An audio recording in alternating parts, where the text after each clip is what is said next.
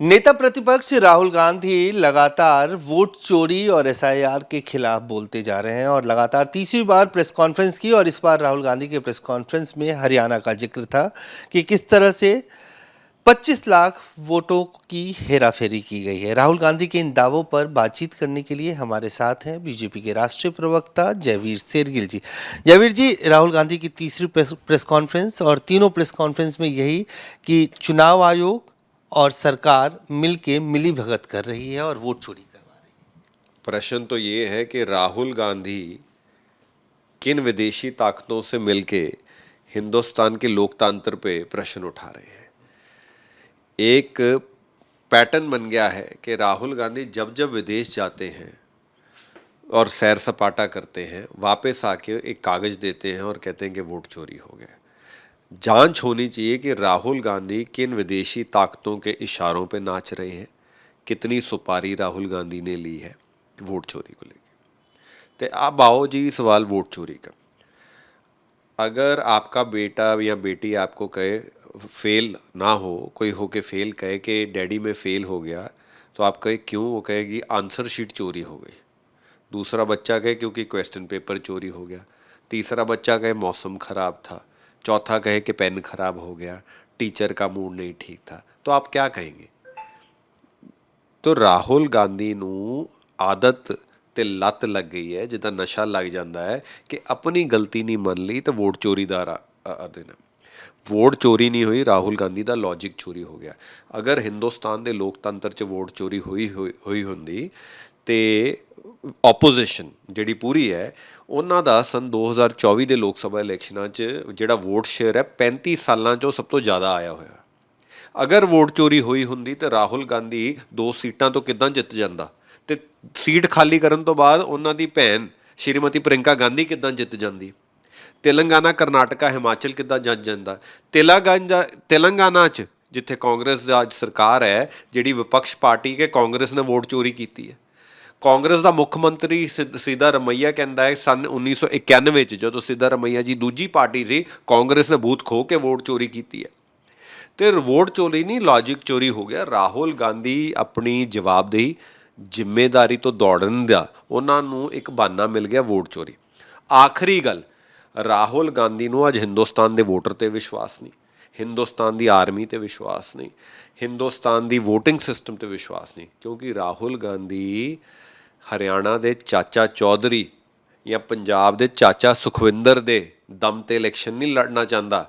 ਉਹ ਜਿਹੜਾ ਉਹਦਾ ਮਾਮਾ ਬਾਹਰ ਚਾਚਾ ਸੋਰਸ ਬੈਠਾ, ਜੋਰਜ ਸੋਰਸ, ਜੋ ਹਿੰਦੁਸਤਾਨ ਦੀ ਨੂੰ ਖਰਾਬ ਕਰਨਾ ਚਾਹੁੰਦਾ, ਉਹਦੇ ਦਮ 'ਤੇ ਰਾਹੁਲ ਗਾਂਧੀ ਨੂੰ ਜਿਹੜੀ ਪੁੜੀ ਹੈ ਜੋ ਖਵਾਉਂਦਾ ਹੈ, ਉਹ ਚਾਚਾ ਸੋਰਸ ਖਵਾ ਲਿਆ।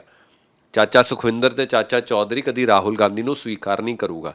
ਬਿਹਾਰ ਦੀ ਆਉਣ ਵਾਲੀ ਭਾਰੀ ਹਾਰ ਦਾ ਠੀਕਰਾ ਜੋ ਰਾਹੁਲ ਗਾਂਧੀ ਜੀ ਆਪਣੇ ਸਿਰ ਨਹੀਂ ਲੈਣਾ ਚਾਹੁੰਦੇ, ਇਹ ਸਭ ਉਹਨਾਂ ਦੇ ਬਹਾਨੇਬਾਜ਼ੀ ਹੈ। ਔਰ ਆਖਰੀ ਗੱਲ ਲੰਬੀ ਹੋ ਗਈ, ਅਗਰ ਰਾਹੁਲ ਗਾਂਧੀ ਦੇ ਆਰੋਪਾਂ 'ਚ ਜਾਨ ਹੈ, ਜਿੱਦਾਂ ਕਹਿੰਦੇ ਆ ਪੈਰਾਂ 'ਚ ਜਾਨ ਹੈ, ਰਾਹੁਲ ਗਾਂਧੀ ਆਪਣੇ ਆਰੋਪ 'ਚ ਵਿਸ਼ਵਾਸ ਨਹੀਂ ਰੱਖਦਾ। ਅਗਰ ਰਾਹੁਲ ਗਾਂਧੀ ਨੂੰ ਪੱਕਾ ਪਤਾ ਹੁੰਦਾ ਕਿ ਵੋਟ ਚੋਰੀ ਹੋਈ ਹੈ, ਕੋਰਟ ਥਾਣੇ ਸ਼ਿਕਾਇਤ ਕਿਉਂ ਨਹੀਂ ਦਰਜ ਕੀਤੀ? ਕਿਉਂਕਿ ਰਾਹੁਲ ਗਾਂਧੀ ਨੂੰ ਪਤਾ ਹੈ ਕਿ ਐਫੀਡੇਵਿਟ 'ਤੇ, ਓਥ 'ਤੇ ਸ਼ਿਕਾਇਤ ਕਰਨਾ, ਗਲਤ ਸਬੂਤ ਦੇਣਾ, ਗਲਤ ਬਿਆਨ ਦੇਣਾ, ਉਹ ਸਜ਼ਾ ਜੇਲ੍ਹ ਹੈ। ਸੁਪਰੀਮ ਕੋਰਟ 1-2 ਵਾਰ ਅੱਗੇ ਰਾਹੁਲ ਗਾਂਧੀ ਨੂੰ ਖਿੱਚ ਚੁੱਕਾ ਹੈ। ਰਾਹੁਲ ਗਾਂਧੀ ਡਰਪੋਕ ਆਦਮੀ ਹੈ, ਡਰਪੋਕ नेता है पैरों 'ਚ जान तो जाके दे कंप्लेंट, तो दरखास्त एफिडेविट ते लिख के दे। एक सवाल इसमें, जब राहुल गांधी का प्रेस कॉन्फ्रेंस हुआ तो आखिरी में वो कह रहे हैं कि मैं सारे सबूत बार बार पब्लिक डोमेन में रख रहा हूँ, सुप्रीम कोर्ट भी देख रहा है। और एक जो विंडो उन्होंने खोला है कि देश के जो जनजी हैं, जो यूथ हैं, वो ये सब देख रहे हैं और लोकतंत्र और संविधान बचाने की जिम्मेदारी है। जयवीर जी, सवाल ये है कि कोई एक ऐसा विंडो तो नहीं खोलने का प्रयास किया जा रहा है कि अब कोर्ट कचहरी और बाकी चीज़ों से विश्वास उठ गया है? देखिए, 2 बातें हैं। पहले तो माननीय श्री राहुल गांधी को लगता है कि देश की अदालत, देश का कानून, चुनाव आयोग, यूपीए कैबिनेट है, जो वो करेगा जो राहुल गांधी कहेंगे। राहुल गांधी सीटी मारेंगे तो यूपीए कैबिनेट खड़ा हो जाता था, सीट हाथ करते थे बैठ जाता था। चुनाव आयोग, सुप्रीम कोर्ट, देश का कानून, कानून की किताब के अनुसार चलता है, जहाँ कहा जाता है अगर किसी को शिकायत है उन्हें कंप्लेंट दर्ज करनी पड़ेगी। राजा राहुल गांधी आज भी ब्रिटिश राज की राहुल गांधी क्वीन विक्टोरिया तो है नहीं।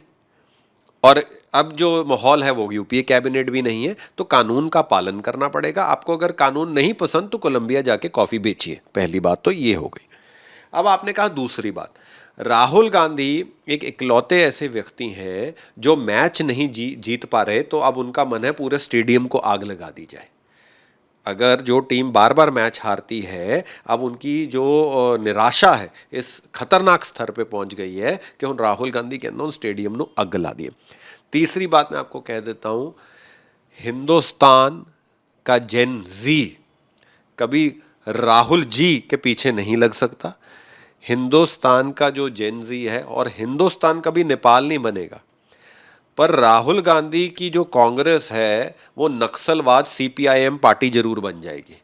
ये सत्य है। जैसे नक्सलियों का सीपीआईएम माओइस्ट है, वो राहुल गांधी की जो जितने ये अवामपंथी सोच, जितने हिंदुस्तान को लड़ाई झगड़े का अड्डा गढ़ नेपाल, श्रीलंका, पाकिस्तान बनाना चाहते हैं, वो राहुल गांधी कांग्रेस को उसको जरूर परिवर्तन कर देंगे सीपीआईएम को। हिंदुस्तान कभी नेपाल नहीं बनेगा। जेन जी राहुल जी की ढोंगी, खोखली, देश विरोधी राजनीति से पूरा जागरूक है। राहुल गांधी के बाद अब बात करते हैं पंजाब में भी बिहार की तरफ वहाँ विधानसभा का चुनाव हो रहा है और आपके यहाँ बहुत ही महत्वपूर्ण तरन तारन की सीट पे बाई इलेक्शन हो रहा है। बीजेपी के लिहाज से किस तरह से देखते हैं, क्योंकि आम आदमी पार्टी और कांग्रेस कह रही है कि ये लड़ाई हमारे बीच में है, बीजेपी तो चौथे पांचवें नंबर की पार्टी है जो प्रयास कर रही है किसी तरह से अपनी उपस्थिति दर्ज कर। पहली तो बात ये गलत है कि लड़ाई आम आदमी पार्टी और कांग्रेस के बीच में, क्योंकि आम आदमी पार्टी और कांग्रेस एक है। इंडी अलायंस गठबंधन के दो अहम स्तंभ कांग्रेस, राहुल गांधी और अरविंद केजरीवाल। तो जो पंजाब के नेता ये सोच रहे हैं अरविंद केजरीवाल भगवंत मान को अलग समझ रहे हैं, पहले उनको अपने सरमाया राहुल गांधी से सलाह मशवरा कर लेना चाहिए। पहली बात तो ये है। दूसरी बात, जो आम आदमी पार्टी मौजूदा सरकार है और जो कांग्रेस का ये बाढ़ में पीड़ित दौरान जो रवैया रहा है, पंजाब के तरन तारन के लोग जान गए हैं, कांग्रेस और जो आम आदमी पार्टी है ये विश्वास के लायक नहीं है।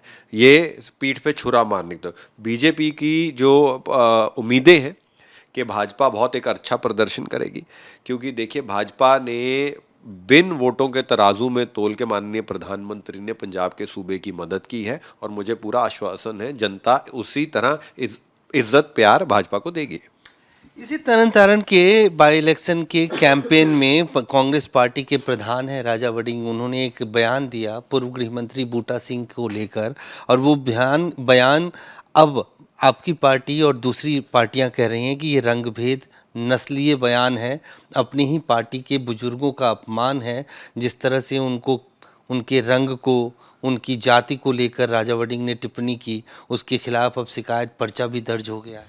देखो सरदार बूटा सिंह जी का पंजाब दी ही नहीं पूरे देश की राजनीति च एक बहुत बड़ा योगदान रहा है। साडे समाज के एक बहुत ही अहम स्तंभ रहे हैं सरदार बूटा सिंह जी। हर समाज का हर हिस्सा उन्होंने इज्जत करता सी है और करता रहेगा।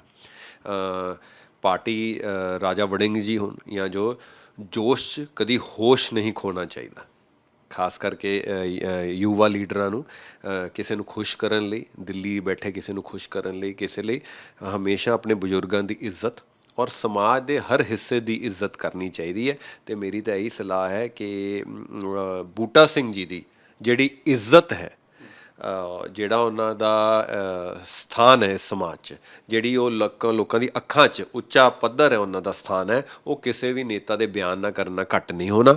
ਪਰ ਜਿਹਨੇ ਬਿਆਨ ਦਿੱਤਾ ਹੈ ਉਹਨਾਂ ਨੂੰ ਜ਼ਰੂਰ ਖਿਆਲ ਰੱਖਣਾ ਚਾਹੀਦਾ ਹੈ कि जोश च होश च नहीं गंवाना चाहिए। राजा ने हालांकि माफ़ी मांग ली इस बात पे, और लेकिन बूटा सिंह के बेटे ने नहीं माफ़ किया, उन्होंने पर्चा दर्ज करवाया। देखो जी, आ कानूनी कार्रवाई है। ਜਿਹੜਾ ਕੰਪਲੇਨੈਂਟ ਹੈ, ਜਿਨ੍ਹਾਂ ਨੇ ਦਰਖਾਸਤ ਦਿੱਤੀ ਹੈ, ਜਿਹੜੇ ਆਰੋਪੀ ਹੈ ਤੇ ਜਿਨ੍ਹਾਂ ਦੀ ਭਾਵਨਾਵਾਂ ਨੂੰ ਸੱਟ ਲੱਗੀ, ਪਰਿਵਾਰ ਦਾ ਹਿੱਸਾ ਔਰ ਸੱਟ ਸਾਰੇ ਸਮਾਜ ਨੂੰ ਲੱਗੀ ਹੈ ਕਿ ਐਸੇ ਮੋਤਬਾਰ ਸ਼ਖਸੀਅਤ ਬਾਰੇ, ਇੱਕ ਅਹਿਮ ਸ਼ਖਸੀਅਤ ਬਾਰੇ ਇੱਦਾਂ ਦੇ ਹਲਕੀ ਗੱਲ ਕੀਤੀ ਗਈ ਹੈ, ਤੇ ਮੈਨੂੰ ਲੱਗਦਾ ਹੈ ਕਿ ਕਾਨੂੰਨ ਆਪਣੀ कार्रवाई करूँगा और इंसाफ ज़रूर होगा। एक आंकड़े में चलते चलते, क्योंकि पंजाब में 2027 में चुनाव होगा पंजाब की कानून व्यवस्था को लेकर लगातार सवाल उठ रहे हैं। जिस तरह की घटनाएं हो रही हैं, जिस तरह से हमले हो रहे हैं, कबड्डी के राष्ट्रीय स्तर के प्लेयर को गोली मारी गई, इस तरह की घटनाएं लगातार हो रही हैं। आपको लगता है चाहे तरन तारण का उपचुनाव हो या 2027 में होने वाले विधानसभा चुनाव में पंजाब की कानून व्यवस्था, पंजाब का लॉ एंड ऑर्डर सबसे बड़ा मुद्दा हो सकता है? देखो, आम आदमी पार्टी ਪੰਜਾਬ ਦੀ ਕਾਨੂੰਨੀ ਵਿਵਸਥਾ ਲਈ ਹਾਨੀਕਾਰਕ ਹੈ।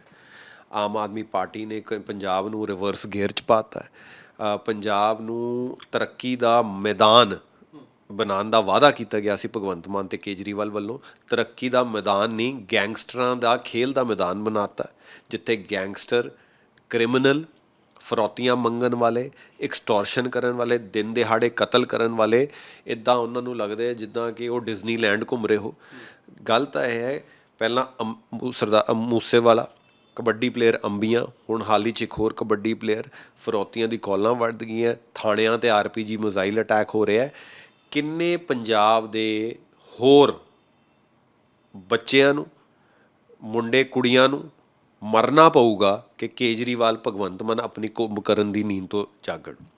27 ਦਾ ਜਿਹੜਾ ਚੋਣ ਹੋਊਗਾ ਉਹ ਪੰਜਾਬ ਨੂੰ ਭਗਵੰਤ ਮਾਨ ਅਤੇ ਜਿਹੜੀ ਕੇਜਰੀਵਾਲ ਦੀ ਸੁੱਤੀ ਹੋਈ ਸਰਕਾਰ ਹੈ, ਜਿਹੜੀ ਇਹ ਗੈਂਗਸਟਰਾਂ ਦੀ ਸਰਕਾਰ ਹੈ, ਇਹਨਾਂ ਤੋਂ ਮੁਕਤ ਕਰੂਗਾ। ਔਰ ਆਖਰੀ ਗੱਲ, ਅੱਜ ਪੰਜਾਬ ਦਾ ਹਰ ਵਸਨੀਕ ਉਹਨਾਂ ਦੇ ਗੱਲ 'ਚ ਹੈ ਕਿ ਐਸੀ ਕੀ ਗੱਲ ਹੈ ਕਿ ਜਦ ਤੋਂ ਕੇਜਰੀਵਾਲ ਅਤੇ ਮਾਨ ਦੀ ਸਰਕਾਰ ਆਈ ਹੈ, ਇਹ ਗੈਂਗਸਟਰਾਂ ਦੀ ਹੌਸਲਾ ਅਫਸਾਈ ਇੰਨੀ बढ़ गई है। राजा वड़िंग को कल पाकिस्तान से आया फ़ोन, 3 लोगों ने 2-3 दिन पहले आया। कल ये खबर बाहर आई कि राजा वड़िंग को जान से मारने की धमकी दी है। एक और जिसके पास फ़ोन आया उसको कहा कि तुम उसके साथ मत रहो, चुनाव प्रचार में उसके साथ मत जाओ, उसको तुम हम मारेंगे ही मारेंगे। तो इस तरह से अगर किसी राजनीतिक पार्टी के, कांग्रेस बड़ी पार्टी है, अगर उसके प्रधान को जान से मारने की धमकी मिल रही है तो क्या करें? देखिए, एक बात, दो बातें कहूँगा। पाकिस्तान से आई धमकी को इतना गंभीर नहीं लेना चाहिए, क्योंकि पाकिस्तान में बैठे लोग पाकिस्तान को तो बचा नहीं सकते। जब ऑपरेशन सिंदूर में इनका असलियत क्या है और कितना दम रखते हैं पाकिस्तान के लोग, वो दिखा दी गई है। तो किसी को पाकिस्तान से चिंता करने की ज़रूरत नहीं है कि जब तक मोदी सरकार बैठी है, अभी ऑपरेशन सिंदूर में तू तक तूतियाँ करवा दी गई हैं पाकिस्तान की। तो वो सरहद से कोई, चाहे राजा वड़िंग हो, चाहे खुद भगवंत मान हो, किसी देश के नागरिक में जब तक मोदी सरकार है और रहेगी तब तक आंच नहीं आएगी। दूसरी बात, एक बात ये ज़रूर है कि अब पंजाब सरकार के शासन पे समाज का कोई भी व्यक्ति सुरक्षित नहीं है। चाहे वो भाजपा नेता मनोरंजन गालिया के घर ग्रेनेड मार के हमला किया गया हो, चाहे वो कांग्रेस का नेता हो, चाहे एक शिवसेना के पॉलिटिकल लीडर की दिन दिहाड़े हत्या अमृतसर में कर दी हो। जो सरहद के अंदर ये छुप के बैठे हैं, ये डरपोक लोग, ये गैंगस्टर लोग, उनसे बचने के लिए भगवंत मान सरकार पे पूरा कोई विश्वास नहीं करना चाहिए। हर व्यक्ति को, जैसे स्टेशन के बाहर लिखा होता है, हर सवारी अपने सामान की जिम्मेदार है, भगवंत मान सरकार में हर व्यक्ति अपनी सुरक्षा का पंजाब में खुद जिम्मेदार है। धन्यवाद। तो साफ तौर से जयवीर शेरगिल कहते हुए कि जिस तरह से स्टेशन पे लिखा होता है हर सवारी अपने सामान की खुद सुरक्षा करे, उसी तरह से आज के हालात में पंजाब में हर व्यक्ति अपने जानो माल की सुरक्षा के लिए खुद ही जिम्मेदार है। कैमरान फिरोज के साथ अजय झा, दैनिक सवेरा, दिल्ली।